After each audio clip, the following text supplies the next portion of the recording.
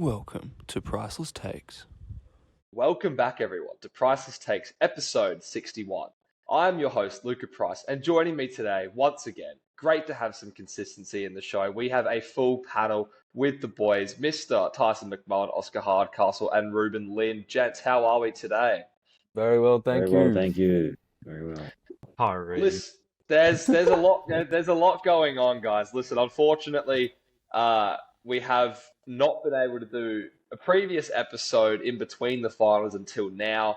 I will take the blame for that one. I have been really under the pump recently, but we're here right now, and that's what matters. But as far as the finals are concerned, this series does look like it could be over.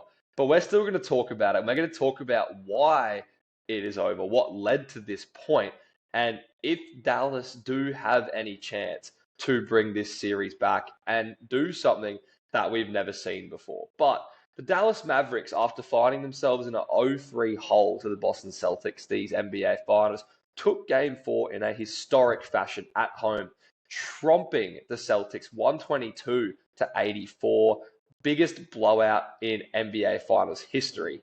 The game was over before it even started. The Dallas Mavericks led by 26 at halftime, as much as 48 at one point in the game. And the story of the game is it's not a sweep. Boston don't sweep the finals. And the big stat we all see is teams are 0-156 in the playoffs when down 3-0. And only 4 teams have managed to force a Game 7. Now, Boston, heavy favourites heading into Game 5. And the stats thus far, I want to talk to Oscar about the stats first, because Oscar, and I know you too as well, Tyson, but I think Oscar hit really hard on the points during the finals preview about the Celtics' contributions as a team, as opposed to the Mavericks' contribution as their star players. And when you look at the stats, you got Tatum averaging 21, Jaylen Brown averaging 24, Drew Holiday averaging 16, and Derek White also averaging 16, the last two doing it fairly efficiently. So, Oscar, I want to ask you first, what is the biggest takeaway from the series thus far, and towards why is Boston up 3-0?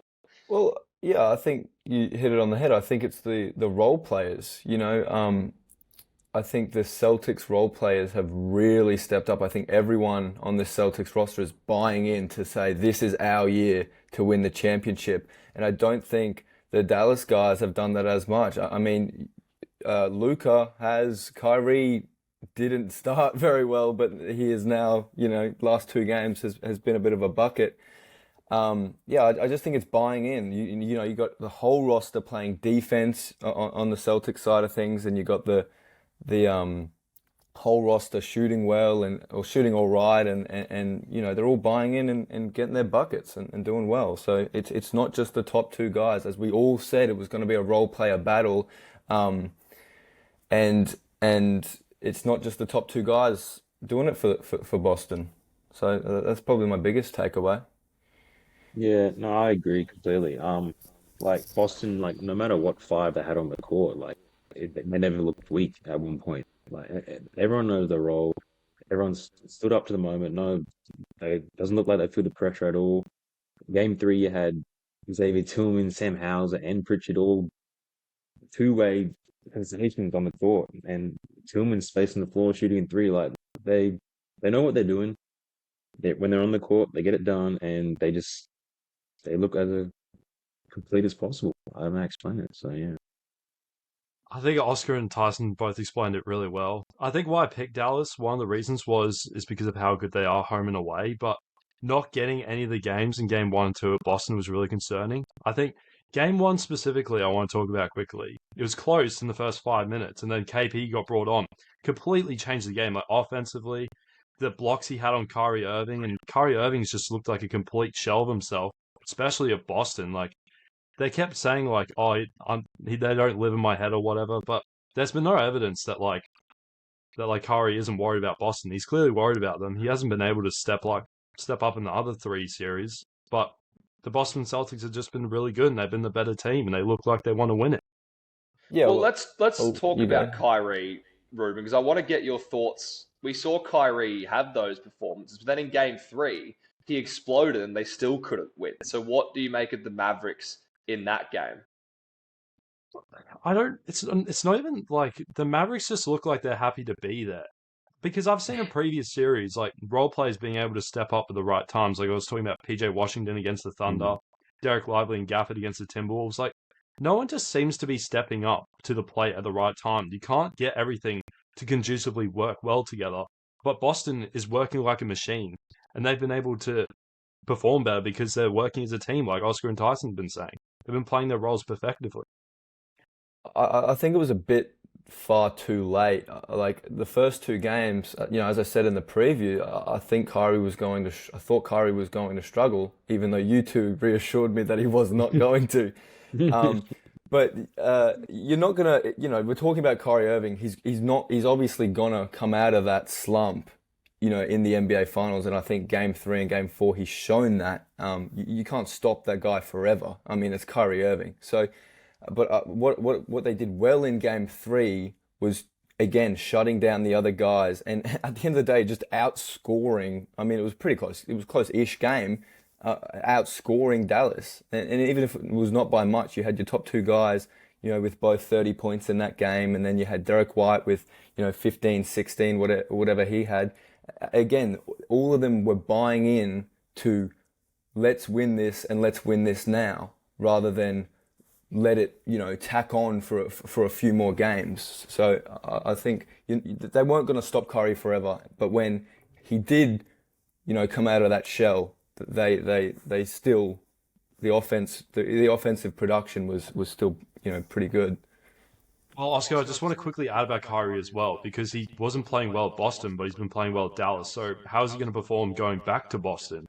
Because he wasn't great in Game 1 and Game 2. Well, so we have to see how he's going to perform. If you're looking at it from a fan standpoint, you hope he, takes that momentum and keeps it. But as you said before, he might be a bit away from home in Boston. So I don't know. We'll see though. Crowd. Yeah. Yeah, listen, there's a lot that I think has gone into this series, and I particularly look at Game 3 as my big game, and Game 2 to a lesser extent, because Game 2 was on the road, and we have seen in each of Dallas's previous 3 series, they've stolen Game 2 on the road. So that was really the game that I had pinpointed down. But even still, after going down 2-0, Dallas, for Dallas, the series was still in their hands. They still had their chance to defend home court. Okay, Boston did what they were supposed to do by winning their first 2 games. And when we talk about margin for error in these whole playoffs, I've heard a lot of people being really harsh towards Doncic's Game 3 performance. I've heard a lot of people saying good things about, even though his Game 3 performance let them down, the rest of his playoffs, they wouldn't be there without him. But when I think you look at the margin of error in these playoffs, Dallas had gone on a 20-2 run in that Game 3. And they had Boston on the ropes. And the last thing that they needed was their best player to get fouled out of the game. And when I saw that happen, everything that I saw in that game, and from people commenting after, I thought was right. In terms of Doncic's attitude, his desire to win, his complaining to the refs. And everyone was saying, oh, but the actual, the foul wasn't that bad. And that foul, the foul itself wasn't that bad. But the time in which he committed the foul was bad. And the thing that annoyed me the most, which I've not heard anyone talk about, is the previous, 3 out of the other 5 fouls basically came from when one of them was when Doncic couldn't get an offensive rebound and he just stuck his hand in Drew Holiday in the Boston Celtics backcourt. Okay, bang. That was one foul there. There was another foul in his front court where he literally just slapped at Derek White's hand. That's another foul right there. And at the end of the day, if the Mavericks win that Game 3, I'm not saying they would have had that stellar performance in Game 4. Maybe Boston could have still gone up 3-1. But at least by winning Game 3, you put yourself in a position to win. But by going down 3-0, you're cooked. You're absolutely cooked. Yeah, And well, in your first finals game on your home court, I understand Doncic has done so much to get them there, but that's a game when you feel a bit stiff after game two, when you were close and PJ Washington, that could have been a foul to cut it down to 3 with 50 seconds to go, and it could have maybe gone to Dallas. But after that happens, you need your best player to stand up. And for him to do that, I would rather that happen in game four and they go down 3-1, because at least you have a bit more faith in them at that point, right? But down Mm. 3-0, what faith do you have in them after that happens? And I think that is, when we talk about margin of error, talk about turning point in the series, in the finals alone, not taking anything away from Doncic these playoffs, but that was bad from your best player in a final series. And I don't think that that can be excused. well, I think that comes down to just the composure. Like you look at Boston, even when they're, starting to struggle, Boston goes on these crazy runs and then, Dallas slowly comes back and tacks away at the score. That's what happened in, that game. It just comes down to composure, and the Boston Celtics, not known usually for their composure in those kind of situations, has done, in my eyes, a fantastic job, this playoffs and this series of changing that and changing that mindset. Even if it's not your best guy doing it, you've got you got that whole team, as I said, buying in, and it just comes down to composure. Doncic, he really pissed me off that game because just arguing at the refs, yelling at his bench, arguing, complaining. When you're, as you said, when you're down, 2-0 going into game three, you can't be hot-headed like that. You got to be composed. You got to be, you got to be an NBA superstar at the end of the day, and that's what he is. And he just didn't really show that. He was really hot-headed and feisty and frustrated. It looked like. He still tacked on 27 points, but he was 3-point shooting wasn't there, and I just think it all imploded for him in that last foul, those last couple fouls. I think adding on to the petulance of Game 3, I don't know if anyone saw it, but did anyone see what Brian Windhorst had to say about Doncic at the end of Game 3? He Absolutely got roasted.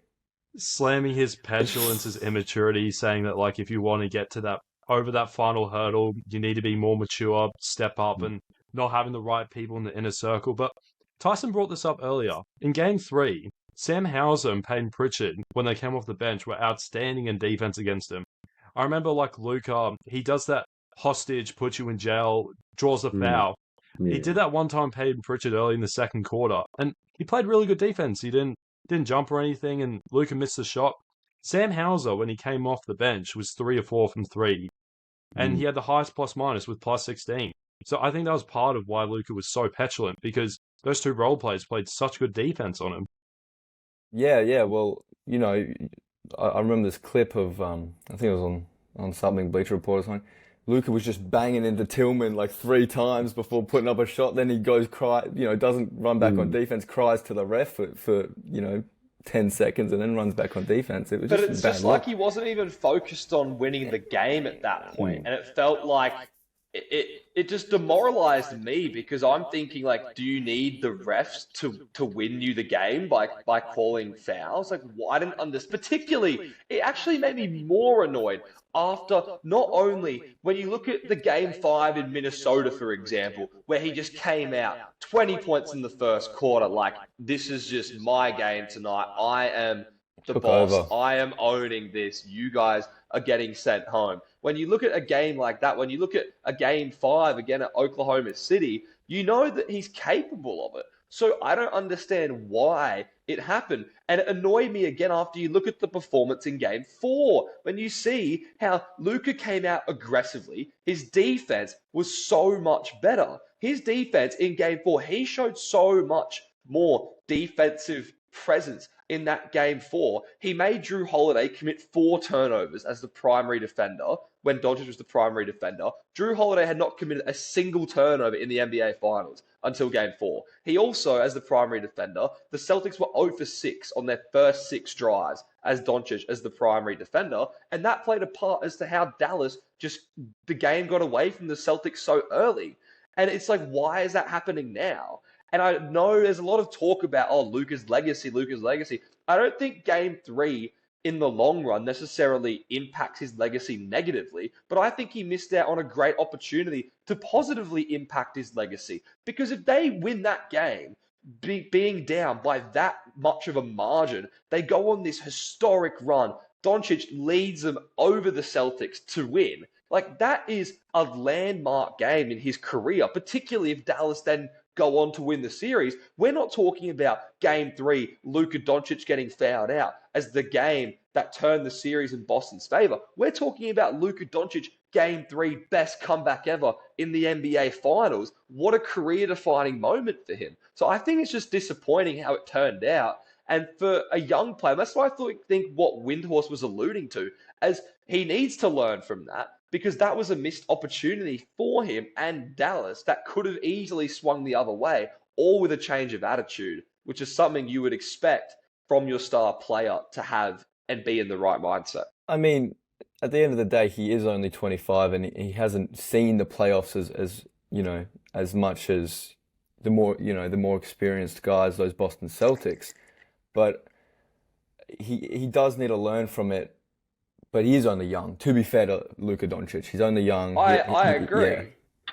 But he does need to learn from it. And Luka Doncic is an amazing player. And I think he will learn from it. And he's smart, and he will learn from it. And I reckon he'll definitely make a statement. Maybe in these playoffs. I don't know, in these playoffs, maybe make another statement. But well, he certainly responded, because even the other stat everyone was talking about was the blow-by percentage. 67.7% of Boston Celtics blow-bys by Luka were getting past him through games 1 to 3.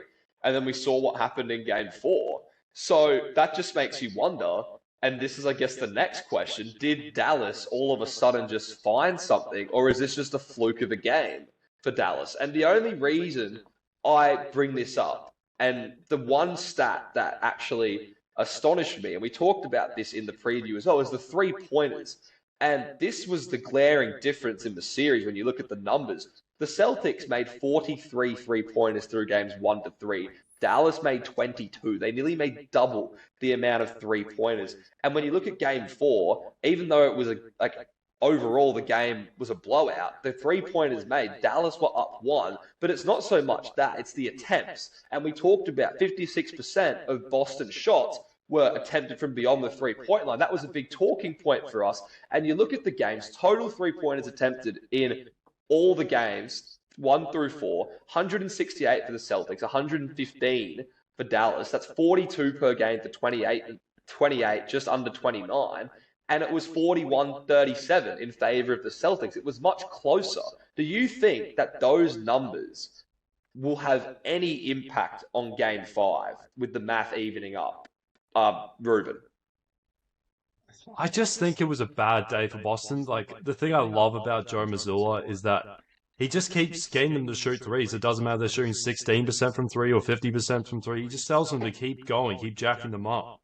And I just think, looking at Boston historically, over this regular season, they shoot the ball so well. I think this was just an off day for them. They'll be up for a Game 5 going back home. I just think, fair play to Dallas. Dallas kind of look like they're just happy to be there. But Boston really need this finals win, and I think they'll get it done in Game 5. I think that Dallas, they, in Game 1, they came out, the rotations were off, and I said this as well in the preview. I said that we're going to struggle on changing their defense to suit. Well, they did. Their rotations were all off, and they were letting them shoot threes. That's exactly what I said, and that's exactly what happened. But it was the fact that Boston was making the threes which made them change the defense. Because the problem was because Boston were making the threes, and then Dallas had to. But you can't come into a game. But you can't come into a game against Boston and just say, they're not going to make threes. No, I agree. I don't think it was so much Dallas's defense adjusting. I think it was just Boston just executing extremely well on offense. No, but Dallas's rotations, because you look in game two, the difference there, if you look at the actual rotations and what the defense was doing, the change from game one to game two, and you can look at the percentages, the 3-point percentages, plummeted.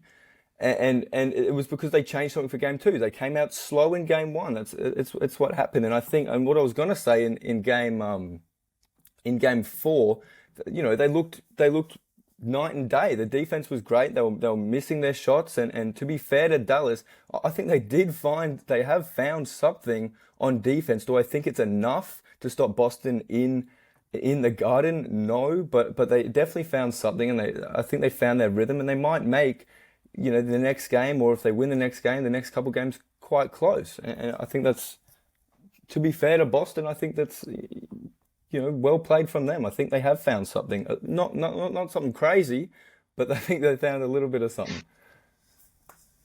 Yeah, like you guys said it before, Boston live and die by the three. They're gonna keep shooting regardless. Like there was a clip of they showed Joe Mazzulla, must have been halftime, him talking to the guys saying like, I don't care if you made zero, just keep going. Like they're gonna keep doing it because they've got 5 guys crashing the boards every time as well for those second chance points. Like Drew Holiday's almost putting up 10 rebounds. Like you got the small, like one of the smallest guys out, they're going for the board. So like if they miss a three, they're in there to get the offense going again. So it's a strong firepower by the Celtics. I don't know, that's the thought. The thing that's so scary about the Celtics is that they can miss so many threes in a row, and then they can go on like a 19-0 run, like something ridiculous. Because I was talking to Tyson, I think game two, and it was quite close. And then I said, I left for, I turned off the game for 10 minutes and they're up by, 15 points or something. And yeah, they're just scary. So I don't know, next game going to be very, Boston very interesting. they had 6 3-pointers made through 3 quarters. They made 4 in the last quarter, but it was still a very off shooting night for them. And that was why that game, because for as bad as Boston was shooting, Dallas was shooting worse. But the thing was with the attempts, is Boston still made more. And they were also a lot more efficient getting to the paint in that game, which is just, again, it's about the margins. Yeah, I think and also Dallas missed an opportunity in game two, like Ruben articulated. I think also, yeah, just as you said, they were from seeing what the Celtics did in game one, they changed that defense so their rotations were a lot better. They were closing out on the threes a lot better. They were, had a lot tighter defense, which was opening up the paint quite a bit, for people that had no business being in there, and that were scoring in the paint. Well, yeah, I think to that, like the switching was terrible game one. As you said, Oscar, they were making the necessary adjustments, but then they exploited Drew Holiday getting points in the paint, and he had a massive game two. Wide open layups every in the paint. time. Yeah. They just kept kicking them into him. He kept making easy twos. So that's what I mean. Like Boston have just been able to make the appropriate adjustments when they've needed to. Yeah, it's like Dallas are doing something, then Boston are doing something. It's like a race to see who can, make the faster and better adjustments to win the game. Tyson, I want to throw it back to you with Porzingis. Now, Porzingis didn't play in either of these 2 games in Dallas. He was a big, big factor for them at home in the first 2 games. Do you think he's still... They've listed him as day-to-day. He was available last game, wasn't he? Yeah, they said he was available game 4. But they rested him? They chose not to play him. Yeah, they didn't play him. I don't know. I'm skeptical. But he was suited up to play, but they rested him or something. I don't know. Yeah. Listen, I don't know. I think it could be a bit of mind games from Boston. I don't know. Yeah. Like, I remember 2 playoffs ago when Kawhi tore his ACL, and throughout the whole rest of the playoffs, they were like, oh, he's day-to-day, he's day-to-day. And then after the season, it's like, oh, no, he tore his ACL. You know? So, like, even though Porzingis... at that point with Kawhi, we didn't know what the injury was. We knew it was knee-related. Same with Porzingis. But it seems like a weird injury. I don't know too much about it. But it could be mind games from the Celtics because we do know the impact Porzingis had when he was on the court. So just the thought of him suiting up, and that means that Jason Kidd might have to prepare something else when in reality he's not going to use it. It could be used for that. Personally, I'm a bit skeptical with Porzingis playing. I don't know if he's going to play, and I think because the Celtics took it out of his hands and said, no, like, we are resting him, we are not playing. I do not think he's going to be back this series, but he could be. I wouldn't be shocked, but the way that it's trending, I don't think you just miss 2 games in the finals and then like you're back, and then what happens if he gets re-hurt in game 5 and they lose? Is he going to be missing for game 6 and then back for a potential game 7, or I don't know. I just think it's too messy. Personally, I think he's going to be sitting out. If he is out, let's just say in the world that he is, because he hasn't played the last 2 games. Do you think that will affect the Celtics at all at home after he gave them such a big boost in games 1 and 2, Tyson?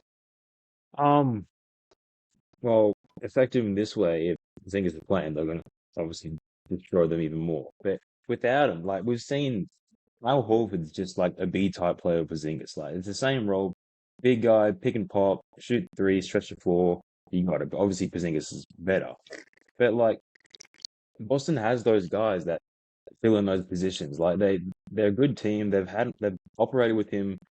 Sorry, they've operated without him before. They know what to do, and especially with the new emergence of Xavier Tillman getting some minutes now, like it's looking like it's just looking like great. It's just upwards from there. Like they've found 2 solid like backup big guys to fill in the spots, and I don't think Porzingis being out is like crazy detrimental to them. So yeah, I definitely agree. I think they're probably going to miss out of everything his offense, because he provides that roll option, and he's tall and can do all that. I think defensively, Al Horford and Tillman, they looked in game 3. They looked amazing on defense. So I think defensively they've got holes to fill it. I think they might miss him as that big role, catching those lobs option in the middle, but that Al Horford can't quite do anymore. But I think they'll be all right. We saw them win that game 3. They're going to miss him obviously, but I don't think it's going to be too detrimental to the Celtics. They've won without him. I think they're going to be okay. I remember saying before the series that if KP was out, that Boston were absolutely screwed. But they've proved me otherwise. They've been able to win without him. Seeing Xavier Tillman as a former Grizzly being able to play the defense he's been playing, I've been really happy for him. And makes some three. He shot the ball. He shot a 3. Yeah, I remember like watching him in Memphis. I remember he had certain games that he could easily get you 10 and 10. Well, that was as a starting center. But my point is he's capable of playing on the big stage. He's a solid role player. I just like KP's a really good player, but I think from what I've seen, like they've been able to play without him. And Dallas's player, Maxi Kleber, holds players defensively so well. Someone like a KP or someone with a bigger size. I think that was a stat that he held his opponents to like 29 or 31%. But the impact I've seen from him in the finals so far, he just keeps getting fouls. He's not making threes. He's not providing that impact for the Dallas. And I think that's also partly why that Dallas just haven't been able to beat Boston either. Kleber looks scared to have the ball in his hands. I think that Is also. Kleber healthy? That's my question. Yeah. He looks like he hasn't even I don't know. I'm with you, Tyson, but I'm assuming he's healthy. But whenever he gets the ball, he's looking to get rid of it straight away. I'm not sure if you saw that. I forgot what game it was. He was wide open at 3, and he just makes the extra pass. Yeah, he was he's just scared to even shoot passive. the ball. So I don't know, unless he's just. The lights are too bright out there. The stage might just be too big for him. I mean, the stage was too big for Tim Hardaway in Game 3 when he missed all those shots. He went a whole month without scoring a basket until the blowout win. He gets 5 threes. Yeah, I think Kleber he's obviously taken that step back role of where he used to be, and then you got guys like Gafford and Lively now taking his minutes at the end of the day, and then Game 3 Gafford only played 16 minutes. I think he kind of got chucked into that role for however many minutes he played. So I think getting chucked into the NBA Finals is not the easiest thing to do. But he did look scared, and he didn't look like his what we've seen that Kleber can do. So I don't know. He's not injured though. He's healthy. He just Well, looks a bit. he was injured, is what I mean. He got injured Oh, in the okay. he got injured in the Oh. Clippers series and had a shoulder, and he didn't come back until the conference finals. Oh, So okay. that was what I was So you referring to. thinking he's not 100%, Because maybe. in the Clippers series, like I watched like a quarter in game 2 where he literally just made 4 threes in the quarter, and he just like stands at the top of the key and just goes like he just drilled it. So that's why I mean like maybe the stage is too big for him, or maybe he's just been sort of thrust out there. But I also don't think they should be relying on Maxi Kleber, particularly when you've done it without him in the playoffs. I want to move to the Celtics and the Celtics' legacy, in particular with the performances of Jason Tatum and Jaylen Brown. And there has been a fair bit of buzz about this because Tatum is on a historically bad pace for field goal percentage in the finals. Jaylen Brown not shooting great from 3, but he's had some monster games. He's also averaging 2 steals a game. He's averaging a block and a half a game. Defensively, he's the one at the end of the game that's making the timely plays. Do you think, in terms of one, the finals MVP, but two, the legacies of these players as a whole and this team, do you think that this will negatively impact Tatum? He is the best player on the team. Do you still think he's the best player? What are your thoughts? I'll ask you first, Ruben. I don't know. I don't think, as long as he wins, I don't think this ring could negatively impact him. But I don't know. I think in terms of the finals MVP, I was talking to you about Luka. I said if Tatum wins it, I'll be absolutely fuming. Just because of how poor he's been shooting, like 36% from 4, 30% from 3. Jaylen Brown, yeah, he's not been great from 3, but he's been more consistent on both ends, so I'd give it to him. But in terms of Tatum's legacy, I don't think it's going to get worse because all that everyone's focusing on is just him winning the ring. That's what he needs to do. Jaylen Brown, his rookie year, said he wanted to win like 4 or 5 rings by this point, and they just haven't been able to yet. So as long as they get to that final hurdle winning the ring, I just don't think that it's going to impact on them negatively. I think it's going to be quite exciting to see who wins it because I think it's going to be I think there are going to be a lot of votes going each different way. I think Jason Tatum probably will get votes from someone. I think Jaylen Brown's going to get votes. I think Drew Holiday might even get some votes as well. Because we've seen historically finals MVP isn't always the guy that puts up the most stats, and they don't always vote for the guy that puts up the best stats. They do seem to look at the impact that they're putting in. You saw Andre Iguodala in 2015. You saw Fred VanVleet got a vote over Kawhi. Yeah. I meant Kawhi when he did win it with San Antonio. What I was referring to. His as well. But Fred VanVleet also got a vote over him. That wasn't unanimous either. So they do look at impact as well as obviously the stats. So, but in terms of Jason Tatum's legacy, I think it hurts him a little bit. I mean, he's supposed to be the go-to guy. He's supposed to be you give him the ball, he's going to score, he's going to win the games for you, and he hasn't been that guy in this series. So I think it does hurt him a little bit. Obviously, winning a chip, it doesn't hurt at all. But I think it maybe for himself as well, it doesn't help his mentality. He's been shooting not that great, but I think people are going to look at this series or this finals and be like, wow, that Celtics team was really, really good. And I don't think they're going to look at it and be like, Jason Tatum was good, Jaylen Brown had a cracker of a series. They're going to look at the whole team and be like, wow, they're a well put together team, and they and they're they're a machine. They're an absolute machine. So that's how I think people are going to look at it. It's hard to say because like Jason Tatum is that like golden child of the Celtics. Like he's that like that main guy. Look to like when you see Celtics, it's Jason Tatum. So him not winning it would be like it's a bit tough. Like I do think it might hurt him a little bit, but like Jason Tatum and Jaylen Brown, I think of that as like A1 and A2. Like any night given, like both of them are gonna perform. Like it just depends who's better against each other. And I think about the Celtics, like those superstars don't really have like crazy egos, and like especially in the rest of the team, there's no like real ego. Like everyone's Mm. like that's why they're so successful. Like Well, everyone's yeah, just everyone's there to buying in. everyone. Yeah, it's just everyone's just doing their job and like especially like superstars. Like other superstars have crazy egos, but with like these two Celtic ones, it's like nothing crazy. They're just trying to get the chip, to be honest. So, but I do think it Yeah, does hurt a little bit, considering you are the face of the Celtics. You know, like you are that guy. yeah. I think a lot of the legacy things determine, I guess, what happens at the end of his career. You know, if this is the only championship he wins, I think it definitely Mm. will hurt his legacy, particularly because he Mm. hasn't played well in either finals.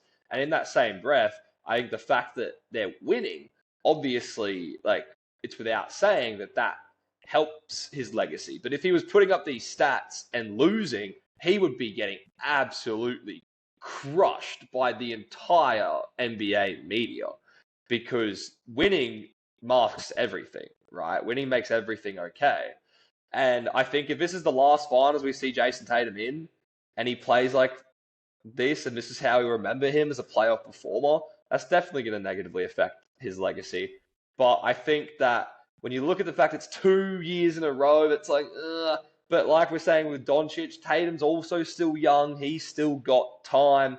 I'm not going to write him off just yet, but I certainly don't think it's the best look when you are supposed to be the best player. But we have seen some players, like you were saying, Oscar, like the best player doesn't always have to win Finals MVP. You know, Steph Curry's the one we talk about. They also talk about Larry Bird in his first finals when he averaged 9 points per game in a 3 game stretch. And they still won the championship, but we still say Larry Bird is an all time great because of what he did after that. So I think it's a bit of a work in progress, but I do want to move to the final bit of the show where we talk about the chances Dallas have to win game 5. And Ruben, I want to ask you first because you did pick the Dallas Mavericks. Game 5 in the Garden, scale of 1 to 10, Dallas Mavericks to win game 5. And scale of 1 to 10, how likely do you think they can force a game 7 and be the 15 to do so? This is so hard. I think the last time we got asked this was like 0.01. I'm not going to go that low.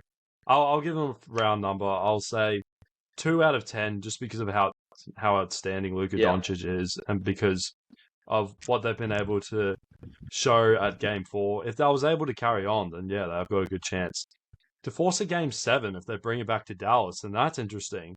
If they win Game 5, then it could be like a 5 or a 6 out of 10. But we have to see how they perform Game 5 before we can make any definitive answers about that. T-Man? Yeah, I was gonna go 2, and then forcing a game 7, I would probably go 2 again. Like Celtics, like I don't think they'll be caught lacking twice. Like although they're not gonna like it's a road game, they're gonna be like, no, let's just get it done. So Yeah, well, I think obviously staring down the barrel of that god-awful 3-0 stat, when you're down 3-0, it's tough. It's obviously tough to give them a high number. So I'll probably say to win it a 1, just because it's never been done before, and I don't see this Dallas Mavericks team being the first ones to do it. Forcing a game 7, I'd give them a 3. I think it could go to game 7, Boston winning in game 7. If they get past the next game, I think it's going to be very, very difficult to get past game 5. But if they figure out a way to do that, I think they could be definitely on for a game 7. Yeah, I'm in the same boat as you, Oscar. When I was talking about that question before, I didn't answer the question myself, but I actually think Dallas did find something in that game 4 that they can take back to Boston. And I think we also haven't seen a real Luka Doncic special game yet. And game 5 has been that game where he has consistently performed. We saw it in all 3 series, and most recently we saw it against Minnesota where he really took it to him. Now, Boston is a different animal. We understand that Boston is a different animal, but I don't think Doncic is going to stand down. And I just want to have one last one last tiny grain of belief in Kyrie Irving that he can overcome his, I don't even know what to call it, his Boston phobia yips. of winning in Boston. Okay, because that's what it is. It's a phobia of winning in Boston. He simply can't do it. And I'm going to take Dallas to pull an upset in Game 5. I actually believe that Dallas are going to force a Game 7. I don't think they're going to win a Game 7 because I think it's one of those games, and I think it's similar to the Indiana-New York thing. We can talk about that maybe later. But I genuinely think Dallas has more to give in this series, and I think they did find something with the three-point shooting. But I think they're going to force a Game 7. And I think the Celtics are going to right the wrongs of last year, in a way. We saw what happened last year. Eastern Conference Finals, down 3-0 to the Heat, forced a Game 7, lost in a Game 7 on their home court. I think that there could be a bit of poetic justice to this NBA Finals. And I'm going to take Dallas to force it to a Game 7. I'm going to take Dallas to win Game 5 because I think they got more to give. But we'll see. We'll see how it goes. Can we Gonna be can so we get a difficult. compilation of Luka saying "I believe" and then the results of that afterwards? I want to see how many times you've been right saying "I believe." Well, I listen, believe." I believe. listen. Game 5. Pre-series, my I believes have turned out to be okay, but mid-series, my I believes have not turned out to be okay. So, for those of you watching, bet your house on the Celtics to win Game 5 is what I'm really trying to say here. And I think that's what the others are trying to say here It too. was worse last year with Miami. It was he kept saying, "I believe Miami ain't doing it. Miami ain't doing it," and they just kept winning. It was better last year. Listen, well, we haven't seen, I don't know, you could maybe say Game 3, but I still think we were robbed of a great NBA Finals game because Doncic got fouled out. And I think Game 5 is going to be close. I think that's one thing I really think it's going to be close. I don't think Dallas is just going to go in there and shoot the lights out again. I think it's going to be a close game. And I think because Dallas has figured out something with the three-point shooting and how to get good looks and how to get more good looks and attempts, I think it's going to call for a close game. And it's really going to be if Dallas can beat Boston at their own game. Because that's what it seems like they're trying to do. That seems like what they are aiming at. I think the main adjustment was flying Scott Foster to Dallas. Getting him a PJ into Dallas, getting him on that court. That was but it was all the memes about that were so funny before the game. Well, there's that conspiracy theory. extender. That's the theory extender. Yeah, the series extender. That's wild. Scott Foster is so funny. No, but Well, listen, just to have a show of hands, I didn't quite hear, Tyson, your analysis, but just to have a show of hands, do you all have Boston winning in Game 5? I do. Yeah. If Dallas win Game 5, we've got to go into 7 If games. Boston lose, I think Dallas will win Game 5 then.